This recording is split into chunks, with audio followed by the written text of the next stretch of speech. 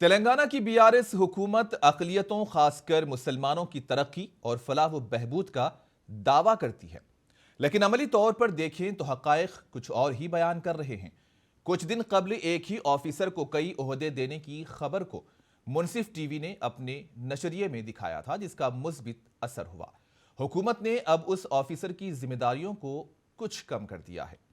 ناظرین، ہم آپ کو بتا دیں کہ حکومت نے 10 جنوری 2023 کو احکامات جاری کرتے ہوئے minority residential educational institutional society کے secretary B Shafi Ullah IFS کو ڈائریکٹر اقلیتی بہبود CEO Telangana state Waqf board اور ڈائریکٹر اردو اکیڈمی کے علاوہ ڈائریکٹر مائنارٹی اسٹڈیز سرکل کی بھی ذمہ داری سونپی تھی، جس پر اقلیتی اداروں کی کارکردگی کو لے کر حکومت کی سنجیدگی پر سوال اٹھ رہے تھے، کیونکہ ایک آفیسر سے اتنی ساری ذمہ داریاں کس طرح سے ممکن ہو سکتی ہیں۔